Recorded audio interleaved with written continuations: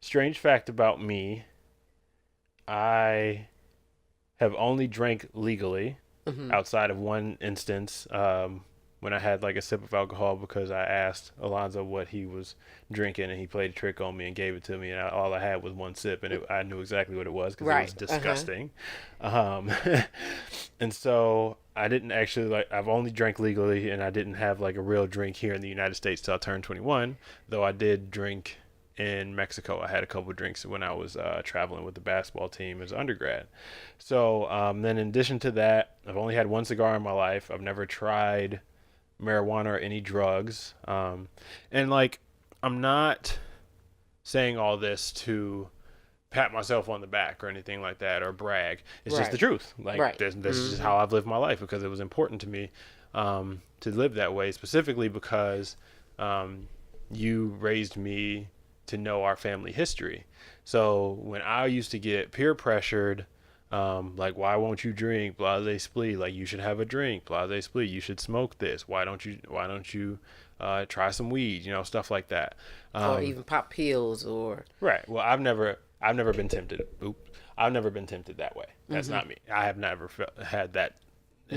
in front of me personally, so I can't speak to that. But Okay. I've never done any of that stuff. That's the main point.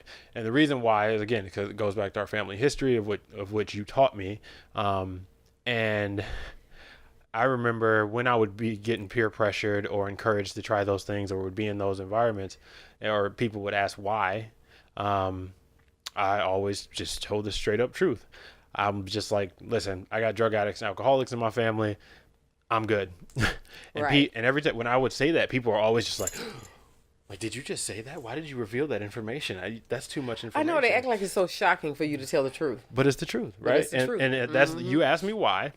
That's exactly why I have Right. not had no interest in those things until it made sense for me to do it. And also, like, I have no interest in putting myself in situations to be breaking the law. It's just not it's not for me. Hmm. Yeah, that is not Right for on. me.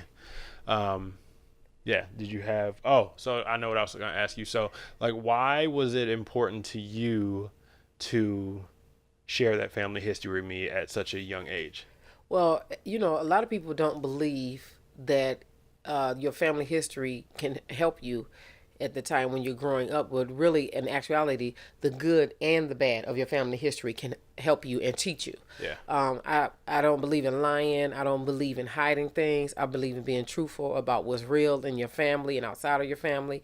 So that's why I want you to understand that. And also, being a drug addict and alcoholic can have some hereditary things to them. Right. You see what I'm saying? So I Right. believe that watching what I learned and grew Oh no, out you don't of. have to believe it. That's proven. Yeah, it's proven. Okay. I I thank want to you. make sure Thank to you. make that point. Right, it's been proven. So I wanted to teach you that at a very young age, so you can know what it was like and why you don't want to do these things. Like a lot of people try drugs just to be trying them because they with other people or trying to be young and experience stuff.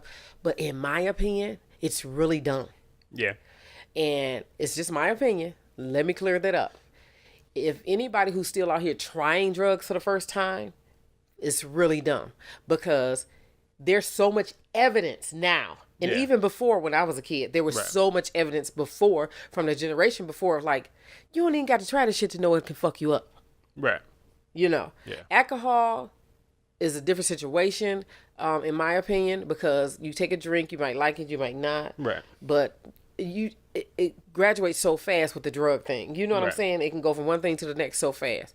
I'm not gonna get And into it doesn't always. it doesn't but- always. I will but- give some people that. Yeah. But for some people, maybe if it's genetic or whatever, they go from trying weed to that high enough to they keep moving on. Right. You see what I'm saying? Right. We're gonna have that weed conversation too. Oh, we definitely gonna have that conversation. But I'm just saying it's best to teach your child these things while they're young and learning out here. Cause see, they're gonna learn as soon as they get to school. Right. Let me clarify that, and you can Yeah, learn from the you or opportunities from will somebody be else. there. And opportunity is going to be there. They're even in elementary now, Yeah. cause the cough syrup, all the stuff that they're using to get high. You know. Yeah. So, all right.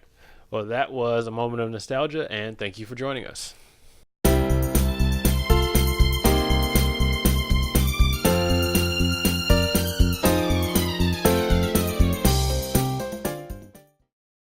What up, though? And welcome to episode 4 of Message from Ernestine. 4.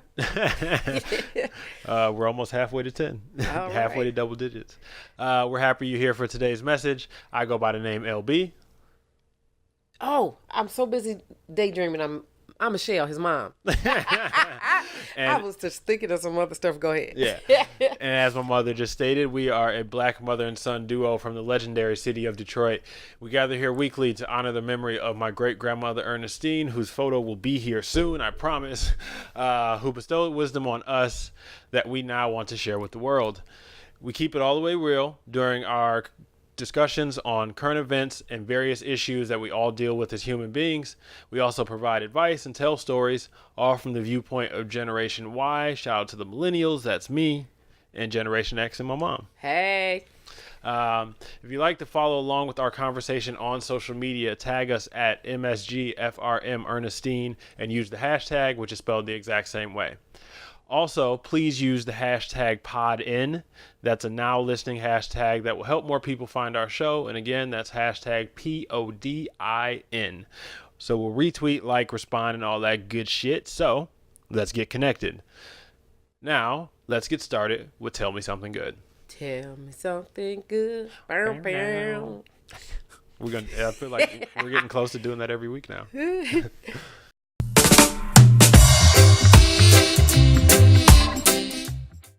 Tell Me Something Good is our self-reflection segment where we celebrate the positive things that have happened in our lives during the past week. And what do you want to, what's your something good for the week? My something good this week is my sister, Laditra Harris, a.k.a. Boo, who I met and is adopted as my sister when we were in the 6th grade, long time ago. So, well, there are people in this world who are just genuinely kind, genuinely thoughtful, like unbelievably thoughtful. They so thoughtful sometimes they don't think about themselves. They go with lack of sleep. Haha, she know I'm talking about her. To do certain beautiful, wonderful things to make people happy. Right. She see them smiling. She's smiling after she does something for them, whether it's small or whether it's humongous. I just wanted to say that I really appreciate her. She's my Tell Me Something Good every day. I'm alive and well. And she just thoughtful. Like the things she does for our family and our friends. Just little knick-knack things and a little small thing she put with her signature on it to make us feel good about ourselves and to be happy, to bring a smile to us, which brings a smile to her. It's just thoughtful. There's a lot of wonderful people in the world, and she's one of those people, and I'm glad that she's in my family and in our lives with her thoughtful ass. Now get more sleep. I love you. I mean, obviously I could attest to that because she's been in my mom's life since they were in 6th grade, which means she's been in my life for almost 26 years now. And just the most recent example was every now and then her and I get together and we just do something together. Like we go to dinner or we go watch NBA playoffs, something like that. She's always like inviting me to stuff that she knows that I'll have fun doing with her. Mm-hmm. Yeah. And we went to see a movie yesterday and went to dinner and she paid for everything. Of course I offered because that's the courteous thing to do, to pay, and she just took it all. Oh my God, Texas Roadhouse. Oh, okay. Yeah. Okay. So yeah, love you, Auntie. Thank you. So my something good for the week. So in Detroit, there is a soccer organization called Detroit City Football Club. Beautiful. That's cool. Yeah. So, FYI, football is the term that's used globally for soccer, and we just use the word soccer here in America. Not exactly sure why, but because it makes more sense to call it football than it makes sense to call American football. So if you look up the soccer, what does soccer say in the definition? Do you know? Football. That is it says what it is. That it's that sport, but it's considered the same thing. But football is a term that's used more widely across the world. Right, because they two different games to me. I know they. Well, they are different games. Oh, okay. They're 100% different games. Okay. I don't know why the people who created American football called it football. But anyways, okay. Let me get back on track here. Well, I'm talking about the soccer part. Go ahead. I'm sorry. No, soccer is just like an American English word for the game. For the game, right? Mm-hmm. So, But I think if I'm not mistaken, soccer has actually been around longer, and it's the most popular sport in the world. A lot of people Okay. in our country don't know that. So there's a soccer organization, Detroit City Football Club, and I've been going to the games for a few years now. I love the environment. I tell people all the time, as someone who has worked in the sport industry and been to a lot of sporting events, like it's the most fun that you can have at a sporting event, period. And the crowd, we stand up for 90 minutes and sing, and we have chants that we say the same ones pretty much every week, or every game, I should say. And I've really enjoyed the environment. And so a while ago, the okay, let me go a little bit more in detail here. So there's what's called a supporter group for a soccer club, and that's basically the organization of fans that are at every match and wear the colors and things of that nature. And so the Northern Guard is the supporter group for DCFC. Oh, I like the name. Yeah. There's a whole history behind it. I'm not going into that. Sound like you need a sword and a shield. Northern Guard. And so basically the Northern Guards are the Northern Guard is the organization that gets the chants organized, plans for all that. And so I got asked to be one of the chant leaders for the Northern Guard, and so I did that for the first time last weekend. And had a lot of fun. Like, I really enjoyed it. I've always been I could tell. I've always been that like crazy fan that's in the crowd, like yelling and screaming the whole game, and everybody else around me is looking at me like a nut job. But to actually be a part of building this fun, family friendly, inclusive environment that I've enjoyed for years, being on the other side, just being in the stands, saying the chants, now to be one of the leaders who makes a small contribution to that organization and the club itself and the environment that they've created that's been around since 2012. It's been Nice. a real honor, and I'm super excited to be a part of it. So yeah, That's wonderful. Yeah, just a really cool, fun thing that I'm a part of now, and yeah, all that good stuff. That's cool. Yeah. All right. So now that we're all caught up on our lives, we're going to talk about what's going on in the world.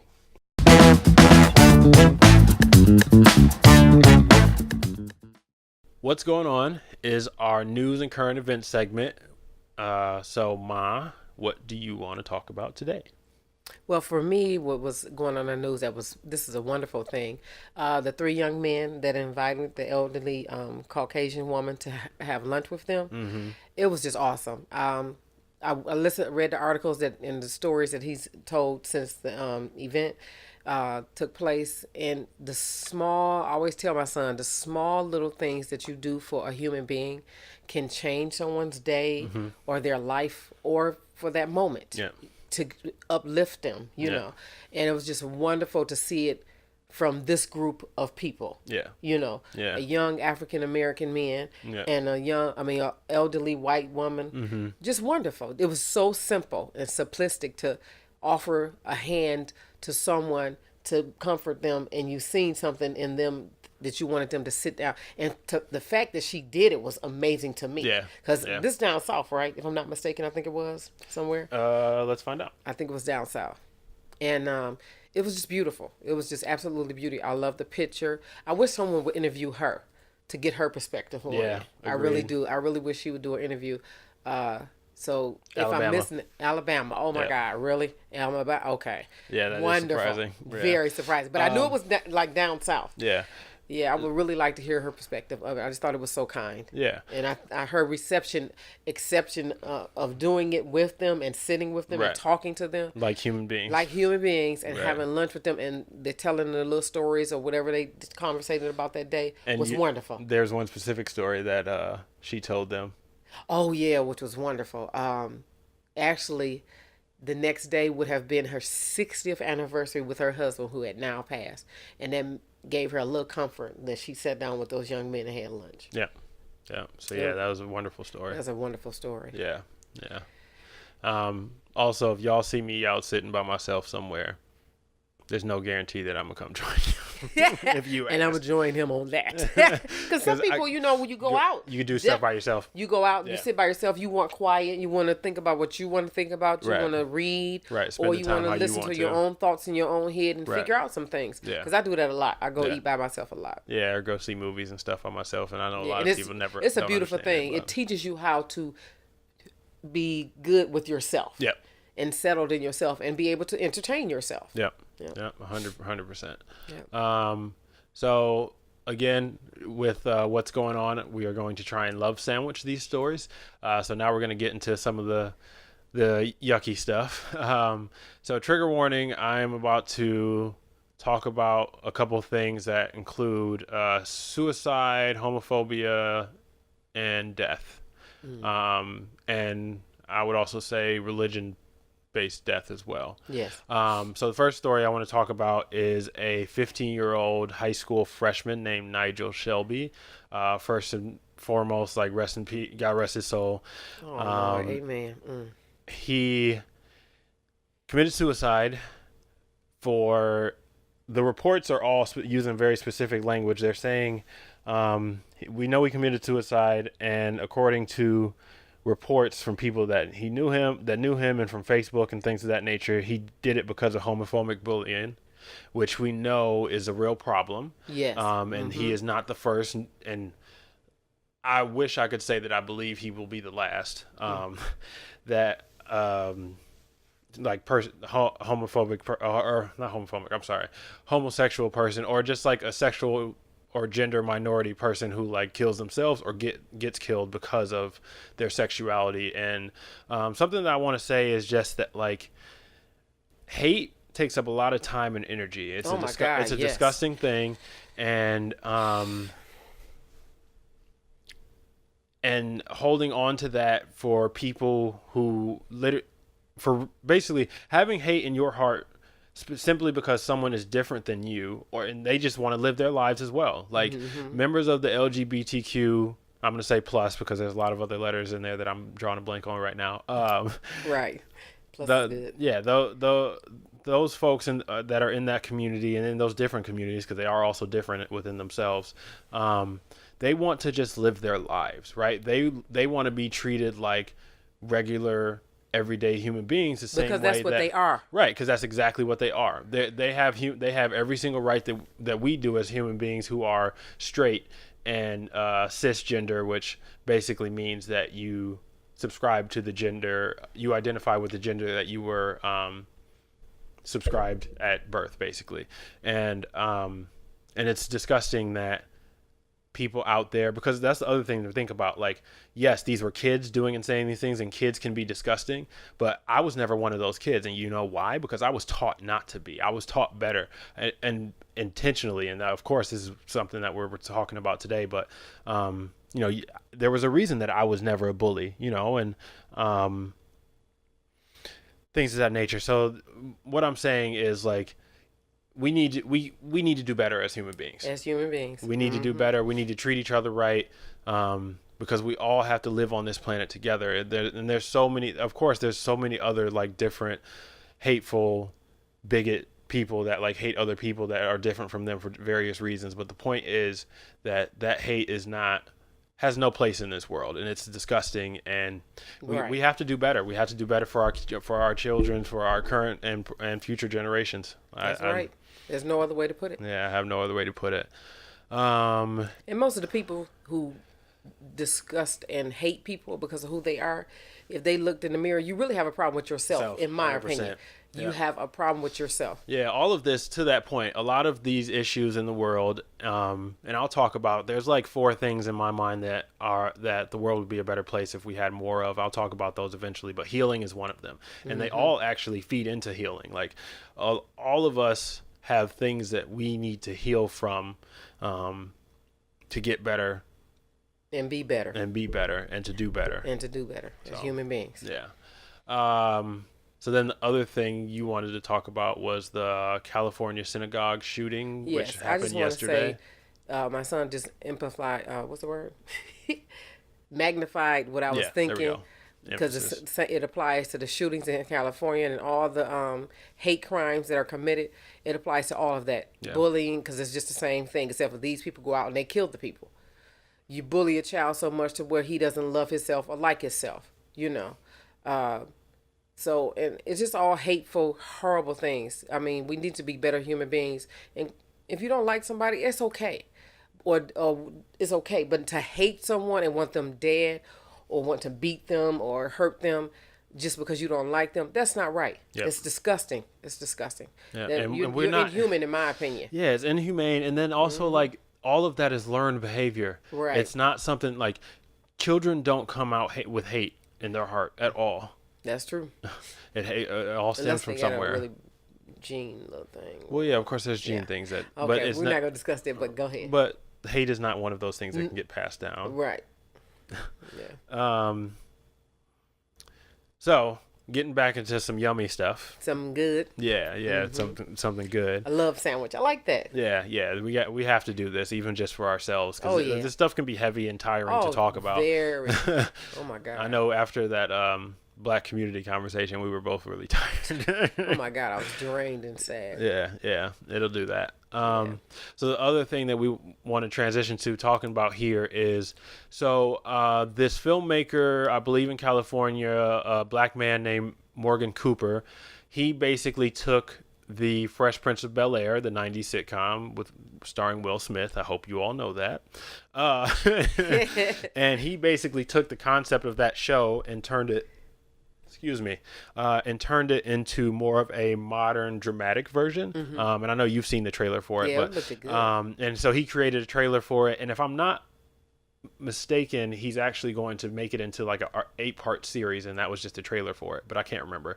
So anyways, Morgan had a chance to link up with Will Smith over the weekend. I Wonderful. think. And like Will put a whole video together, the two of them talking. He introduced Morgan to the writer of Fresh Prince of Bel-Air, the original writer for the series, which is nuts. And Will's also point in that video was basically just talking about how the internet is so great because if you have ideas and concepts in your head, you can now create it, put it out there into the world. You have free outlets to put it out there into the world. And this is what we're doing here as an example. Right. And you never know what opportunities could come from that. Because there's a lot of folks who have gone down that route. Like I've talked about Issa Rae on this show. Before she got her HBO deal, she had a YouTube show called Awkward Black Girl. Which has some similarities between that and her show Insecure. Okay. And so that's kind of how she got discovered. And there's also rappers that got discovered that way. So, and there's other people in other professions as well, the exact same way. And, That's it's just the internet can be a great thing, as obviously it can be problematic and harmful and all those things as well. But like if you use it correctly as a tool and you decide to pursue your passion and just get out there and do it, like, and just see what happens, you never know what could happen.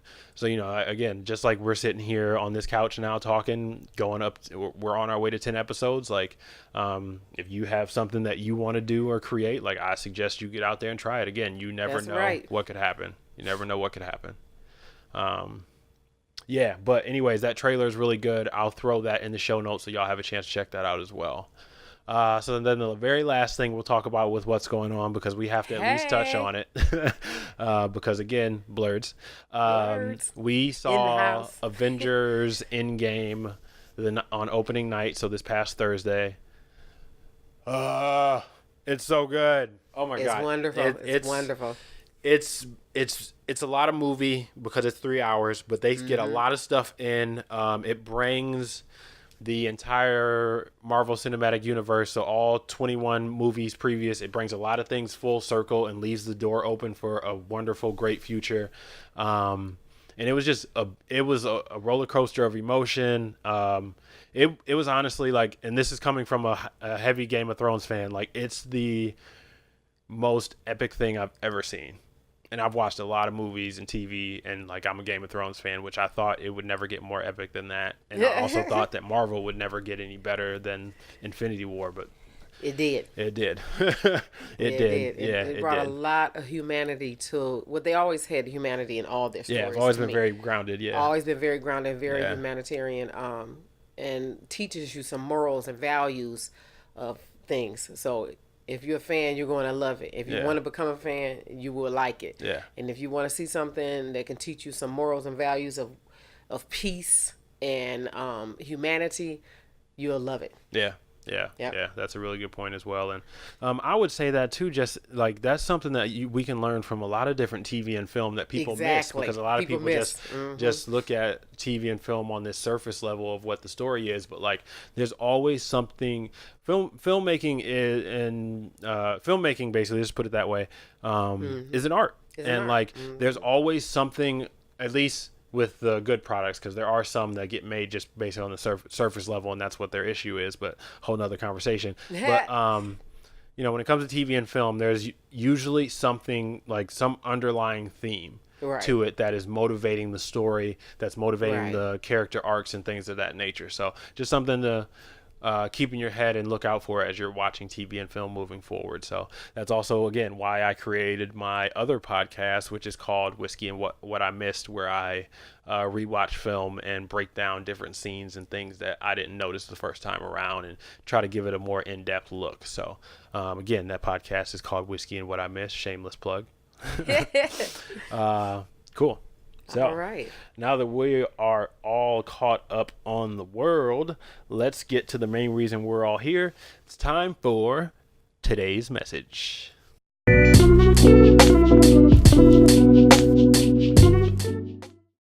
Today's message is answering the question, why is it important to keep it real with your children? Which is something we hinted at, not just with our opening story, but what we talked about throughout the rest of our segments as well.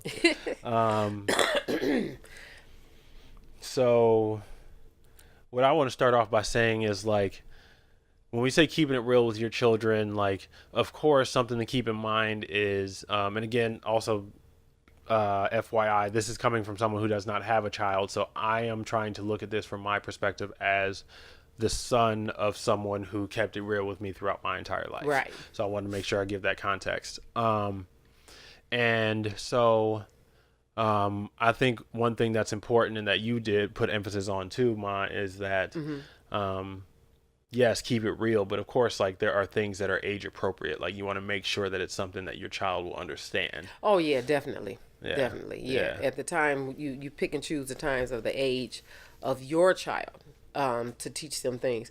But I want to say this: the world is so open now, even in kindergarten and first grade. I know people who are teachers. I know people who have young children, and the questions that be coming up sometimes, you have to deal with it at that age, at Right. that time, and then as they grow older, you're going to have to change it again. Right. You know, You're going to explain it to further. explain it. Yeah, I'm gonna explain it further. Yeah. So, like, that's the thing to keep in mind when you're explaining things to children. Like, you have to put yourself in their shoes and you have to make sure they understand what you're saying. Because I know a lot of times people will try to explain things to children with, like, the big, broad, like, adult terms. And, like, Right. sometimes you have to break it down even further to make it accessible information for them. And there's also, there's information out there on learning how to do that stuff. Like, hit the Google machine. Oh yeah, definitely. I love Google. Yeah. Yeah. Google could help with that kind of stuff. And there's books for that too. And so now going more into the why it's important aspect of it is, one of those reasons is that, like, I personally think it's better for your children to learn important lessons from you as their parent than it is for them to go learn it somewhere else, because there are so many Right. things that I've heard about parents, like, basically shielding their children from and never addressing at all. But then they grow older, they learned about it from somewhere else, and they're confused. You know what I mean? Or right. or like they have a negative reaction to it, or they learn the wrong way about something because they heard it in school from a friend who heard it, from whoever else. You know what I mean? Like, yeah. yeah. Yeah, I agree with you on that. I think that people have a hard time talking to their children and telling their children the truth. Because it's not all pretty. Right. Like, Right. life, but that's life. That's though. life. That's life. That's all life. a part of life. That's all a part of life. Yeah. So it's best to talk to them and be real with them. I mean, use it, do it in your own way, in your own terms, but do it. Like, I believe some people don't believe in telling their children who they were when they were their age. They try to act like they never did any of these things. Never did any of haven't these made things. those mistakes. Right, never made those mistakes. And I'm like, that's a lie. Yeah. You're not being real. I mean, And what I've noticed and what I think is that if you present this perfect image of yourself, like Then- that can be more harmful than helpful. Yep, than in a helpful. lot of different ways. Yep. But if you tell them that, you know, I'm a flawed human being. right, and that I've done these things, then not only do they see themselves in that, they're like, oh, then maybe that's a mistake I shouldn't be making. You know what I mean? Right. It can help them second guess something Second more. guess, yeah. Just like you said, you never tried weed. To this day, 53 years old, I've never tried weed. Right. Never. Yeah. Yeah. Yeah. I don't have an interest in it. And I think the reason why is because I learned about, you know, effects it can have and the fact that it was illegal and things of that nature. And I just personally didn't have an interest in engaging. So, yeah. Now, granted, I will say now, just a disclaimer, like, I'm not totally opposed to people smoking weed as much as I used to be or as much as you might still be today. And, like, I personally am happy that it has been legalized. But, again, That's this a whole nother conversation. Yeah, you just mentioned we're going to have the weed conversation, so we will some other time. Yes. But, yeah, I think also going back to why it's important to keep it real with your children, like all of the things we just said is to like provide them with context, right? So like, so again, like they're going to get that context from somewhere. So no matter what you think you're shielding them or you think they won't learn, they're going to. Because see, now there's so many ways they can learn. Yeah, the internet, yes, playing with their especially own. 2019. It's crazy. It's so much that they can get from the internet. It's so much they can get from YouTube. It's so much they can get from TV. Yeah, everything has totally changed. So be real with your kids. Talk to them about everything. Yeah, and I mean like, again, it's a way to prevent them from repeating the mistakes of past generations, like repeating mistakes that you made. Because like out of sight, out of mind, literally only goes so far. And like, just because they don't hear about it from you, that don't mean they won't hear about it. Right. It doesn't mean that it doesn't. Or learn how to do it. Right. It doesn't mean that it doesn't exist. So you have to provide that context and, you know, and help them, you know, not repeat the same mistakes you made.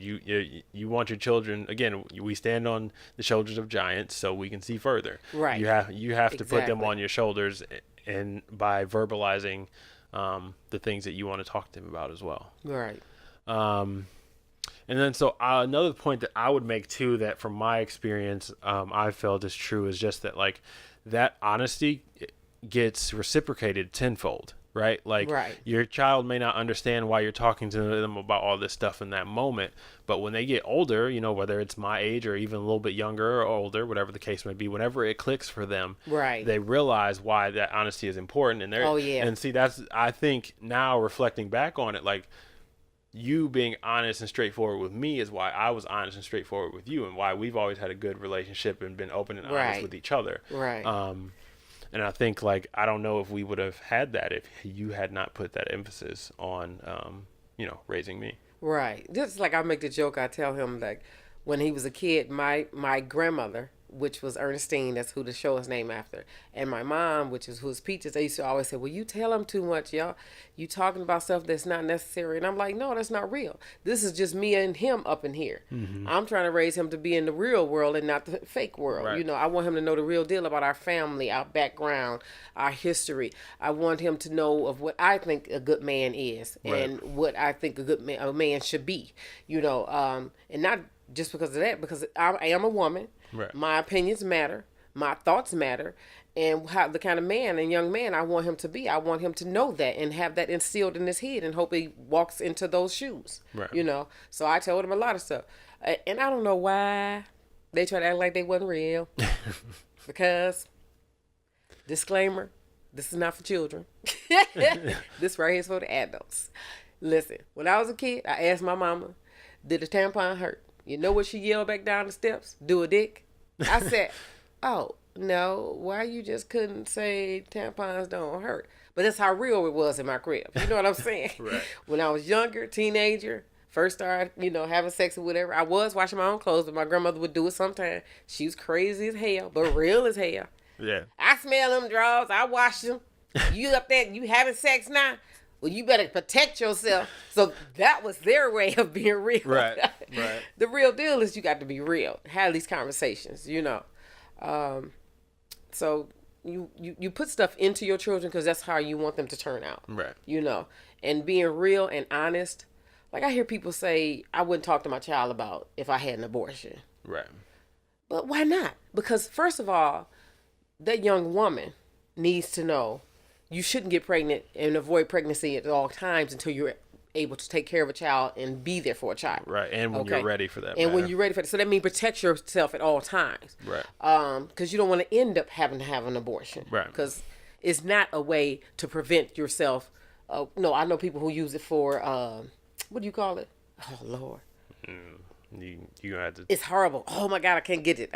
Anyway, I know people just say it's women out here who use that as a way of, Lord, what's the pill is used for? So you won't get pregnant? It's stupid, but I've heard women say that they use abortions like that, which is a horrible thing. Disclaimer, don't do that. I'm sorry. You're confusing me. Oh, yeah. No.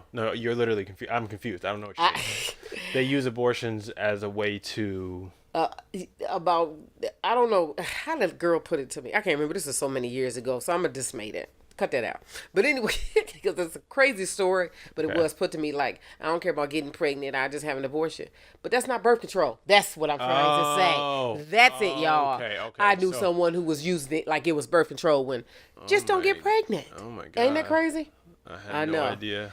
But anyway, and you want your son, when you're talking to him about having sex or whatever have you, and you being honest with him, that this is what happens when you have unprotected sex. Not do you just get diseases, you can get a child from that. Yeah. So quit having unprotected sex. First, quit passing out dick like it's candy on Halloween, and you won't have to worry about that. Facts. That was something else I taught my son. Right. You are in control of your penis. I don't care what other man tell you. You are not. You are. You have control over that. It's a mind thing. You can tell that motherfucker, I'm not going to be around here fucking everybody. Yeah. Because first of all, you don't want to catch shit, and you don't want no kids. Because I'm going to tell y'all the real deal, men, and the women don't want to admit to it, but I'm real. You don't decide when you're having a baby. The woman does. Right. Next. Yeah. Why? Why does the woman decide? I know why you're saying that, but I want you to emphasize on that for me. Okay. Well, after the child is conceived, you don't have to have a child. It's your right to have the child or not have the child. I listen to women all the time complaining about their baby daddy ain't shit. You got 4 kids by that baby daddy that ain't shit. The same dude. So you decided to have those 4 children right here because after the first one, you didn't have to have any more. First of all, you need to stop having sex with that dude and quit making babies that you or him cannot take care of and use protection if you're going to stay with that dude. But the woman decides if you're going to have the child because we're the ones that's carrying the child and we decide if we're going to have a child. Right. Completely agree with that. A lot of men don't understand that either. Right. But I do want to have another episode where we talk about the intentionality behind having children. Having children. So, we'll end that point there. Right. Exactly. Yeah. So yeah, what is the last thing I talked about? The honesty being reciprocated. And I would say like with the honesty being reciprocated, that occurs because it builds this comfort zone between the child and the parent, where the child feels comfortable coming to their parent about whatever is going on in their lives. Right. And just, keeping it real with their parents as well. Right, because I'll be all in his business being nosy. But see, if you don't ask, you don't know. Right. And if you want to know, then you ask. Right. Now, it don't mean they got to answer. Right. But if you ask, it might shock them, and it shocks you sometimes. They might want to tell you. Right. And I personally believe that like part of building up that trust in that relationship is, the parent not withholding information from a child. Right. Because that's the other thing too. Children notice way more than older people think that they do than adults think they do. Yeah, and then sometimes we like to pretend, or I didn't. Some parents like to pretend like their child is not noticing what's going on. Right. When that's absolutely not true. You can see it in behavior. You can see it in the way that they speak. You know what I mean? Like, there's Right, so and many what's different going on ways. in your home. Yeah. Yeah. And there's actually a quote that I wanted to reference from an article on motherly.com. Children are sensitive souls who pick up and notice more than one might assume. If not allowed to ask questions and express their emotions honestly, the stories they tell themselves to make sense of the world may grow to epic and awful proportions. If you explain a situation simply and in an age-appropriate manner, Right. they're capable of grasping a great deal. So that's the other thing, too, that last point that I want to make sure I pull out, too, and there's probably something else in here I want to make sure I pull out, but that last point about they're capable to grasp a great deal. Children can understand so many more things than we give them credit for if you take the time to, again, give them an age-appropriate explanation. And to help them to understand. Because here's the thing, like, you can give that information and then, like, you can give more context as their brain develops and they get older and they become able to understand things from more of an adult perspective. But most important information that important lessons that children should be taught can be explained in an age-appropriate way. And it's not like you are on your own as a parent in 2019, like, with trying to explain things. Like, there's a lot of help out here. Yeah, there's a lot of help. There's shows on this type of stuff. There's YouTube. Like, there's a bunch of articles like this one, for example. Yeah.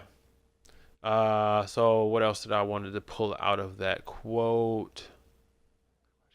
Oh, like, the being allowed to ask questions and express their emotions honestly, because something that I know we do in the Black community, and maybe I can't speak for anybody else, so maybe this happens elsewhere as well, but that's grown folks' business, is the response to a child. That's an old-fashioned saying. Right.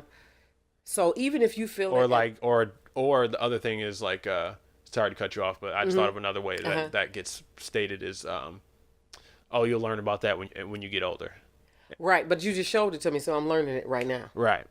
If I'm sitting up here smoking cigarettes and drinking in front of you, you're learning about smoking cigarettes and drinking, period. Right. So why not have that conversation? Right. You know what I'm saying? Right. Yeah. Yeah, have that conversation. Because, again, like, if you don't have those conversations, the children's are going to tell themselves stories and fill in the holes on their own, whether they get that information from someone else, or they just make it up based on or they make it up based on their own imagination or, like, what they think makes sense. Because there's a lot of things that we learn at that really young age that we then carry on into adulthood that we think makes sense and that we hold on to. There are people who have beliefs that they've literally had since, like, first grade, for example. You know what I mean? Like, because they were never taught otherwise. Right. And, you know, like, you can prevent children from making a lot of mistakes and growing up to do a lot of wrong and harmful and unhealthy things by hitting them early. Like, teaching them early. Yeah, teaching them early. Right. Like I used to say, don't call, when you were a kid, don't call a young girl child ugly. Like, don't use that towards anybody, first of all, because no one's ugly. Everybody is beautiful in their own way. Right. And that's really an ugly word to say to someone that really hurts someone. Right. Yeah. Male or female, to call them ugly. Yeah. Yeah. So because we got a little bit of time here, we talked a lot faster today. So, yeah. What were some of the other things that you remember teaching me at a young age? So I know we talked about, you just mentioned the word ugly.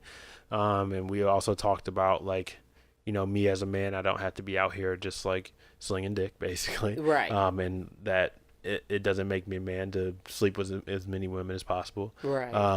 Learn how to control your urges. Right. And so what were some of the other things that you taught me at a young age that was important? Oh, and we also talked about the drug and alcohol thing, too. Yeah. Friendship. about real friends versus people who want want to use you or want just to aren't use you aren't real friends. or Yeah. are not real good, and don't ever let nobody disrespect you. I don't care who they are, especially when you was a little kid.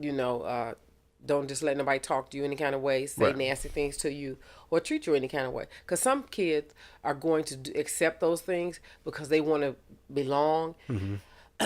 And so I really wanted to teach you how to love yourself and respect yourself more, to know you don't have to be in that situation in order to be or have a friend. Because if they like you, they like you. If they don't, they don't. But that doesn't mean there's nothing wrong with you. Yeah. You just have to find your people, Right. or your people who you get along with, or who are like you, or who like things like you. Right. You don't have to buy nobody for them to be your friend. Right. You know. Right. Don't have to fight for a spot in anybody's life. Right. Respect yourself and love yourself enough. Just everything. I think I tried to be real with you about everything, about who your father was, who I was, who your grandparents were, your cousins, Yeah. And we all have flaws. We all have things that we have going on or have learned, good habits and bad habits. Right. But I wanted you to know the real side to all of that, so you can respect and understand that person with anyway. Right. No matter who they are, because that's just real life. Yep. Yeah. Yeah. And so the reason I asked that question, because I was going to see if like there was anything that you mentioned specifically off the top of your head that that like I haven't like held on too tightly, but it's all still there. Yeah. And I mean, again, I think is. I'm a living, breathing example of everything that we're talking about, because I remember you teaching me these things, and I know how important they have been to me and in my life, and still are. And there's still principles that, I live by now at 26, and I almost said I plan to. Fuck that. I will be living by for the rest of my life. Amen. And that's a good thing. Because even you're 26, almost 26 years old, the things that you're bringing to my life and that I'm learning from you is changing my life. Like, for instance, we can learn from one another. Like, you're neat.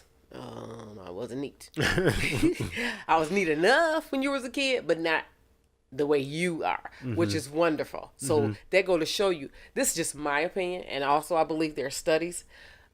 This is how your kid going to turn out.